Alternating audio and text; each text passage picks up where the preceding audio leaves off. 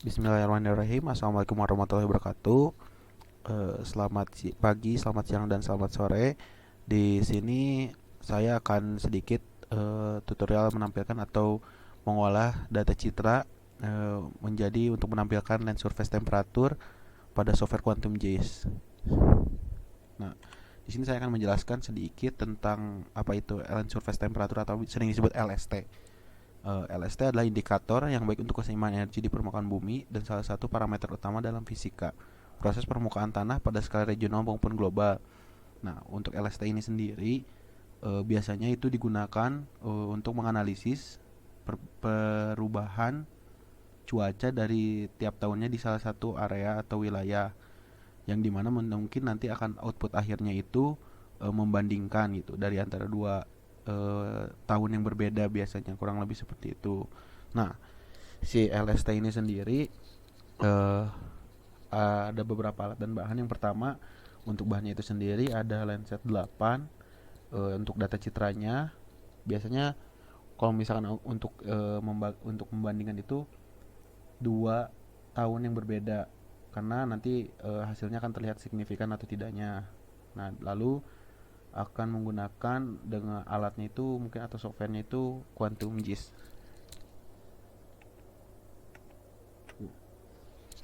Di sini saya akan langsung mulai pengolahan menggunakan Quantum JIS. Nah, atau Quantum JIS atau QGIS. Nah, di sini saya menggunakan software dengan QGIS serinya atau serinya itu 3.20.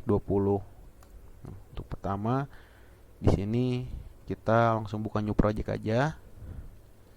Nah, lalu kita menuju ke SCP. Nah, tapi SCP ini kalau misalkan di QGIS kawan-kawan itu nggak ada, bisa di install dulu, yaitu di plugin, manage install dan plugin. Nah, langsung setelah di manage, langsung kita search SCP.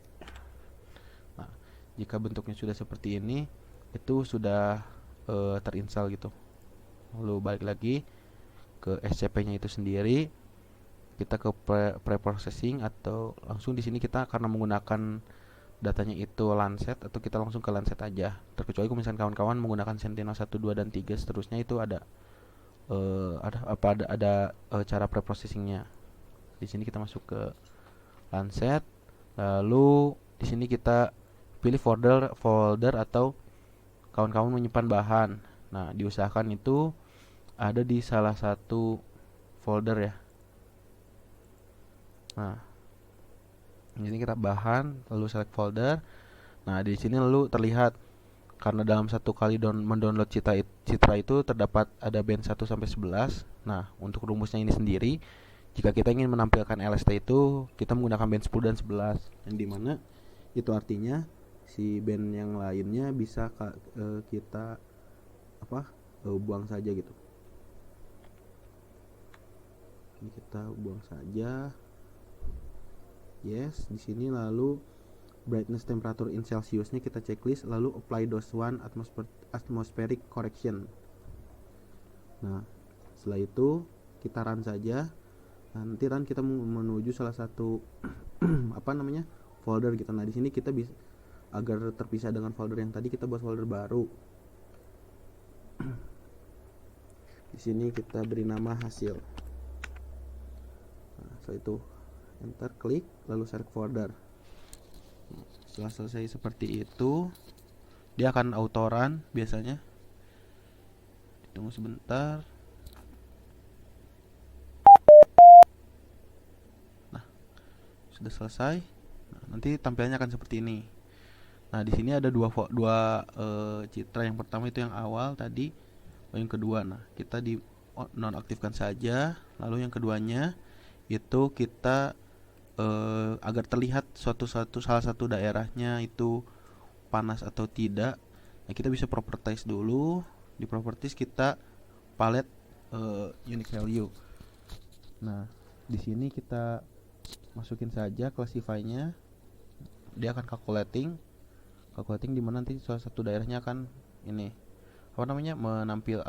dibagikan beberapa klasifikasi. Nah, lalu untuk random colornya itu kita ke all color ramp. Nah, di sini biasanya untuk warna yang lebih panas itu diidentikan dengan warna merah.